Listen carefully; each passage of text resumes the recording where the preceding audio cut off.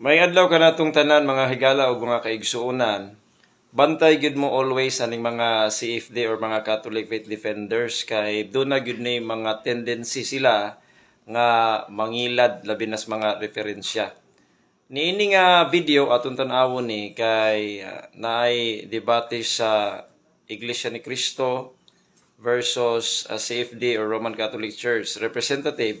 Diri nasakpan si nagubot gamay kay nasakpan man gud diri dapita nga si kaning Wendell Talibong nanamper ni og Biblia so nasakpan. Tan-awan ni nga video mga higala mga kaigsuonan no.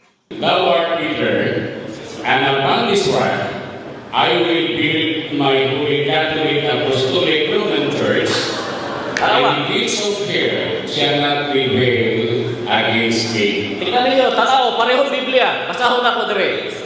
I say today, thou art Peter, and upon this rock I will build my church. Ilista, Iglesia Catholic Romana sa ilang Biblia. Deception! Deception! Pakibasa mo dito. Pakibasa mo dito. Okay Palihog ba? kong basa. Tikas, basahan mo na yung verse. Palihog kong basa. Okay? Basahan mo na verse na yun. Palihog kong dito. Parehong Biblia. Parehong Biblia. Pareho. Confraternity. Di ba ko? Imprimatur Spellman.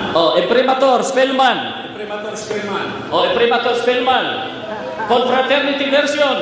Confraternity, pareho ang kolor. Pero sa Mateo 16:18, klaro kayo ang papel, di ba ko? Agay! I will say to the upon this rock, I will build my holy Catholic Apostolic Church. Di ba ko? Dire. Dire. I will build my church. Gilisdan, gibutangan ng Roman Catholic Apostolic Church. Deception!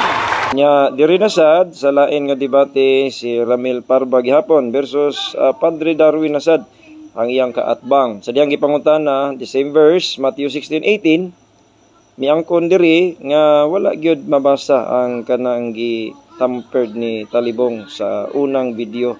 Tanawon nato na nga video. Samala sa imo, ang Iglesia Katolika itinayo ni Cristo ayon sa Mateo 16:18. Tama ba ko? Tubag, salamat. Sa Mateo 16:18, wa nanganli ang maong simbahan. Wa nanganli ang maong simbahan. Wa nanganli ang maong simbahan. Bakit nimo wala nganli?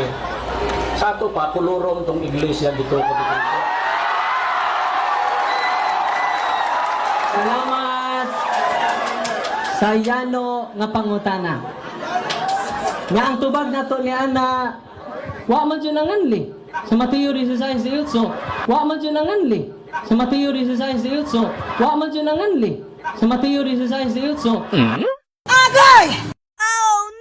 So duha ka butang atong puntuhon ani nga una sa tanan kinsa man sa ilahang duha nga nagsultis ka matuoran kining usa nga mabasa ko no One Holy Catholic Apostolic Church sa Matthew 16:18 nya sa dihang gipangutana ni Ministro Ramil Parba ang ilang pari gyud mismo si Padre Darwin Gitgano nga atong amigo miingon gyud nga dili ang pagkamabasa mo ay makapatinuod.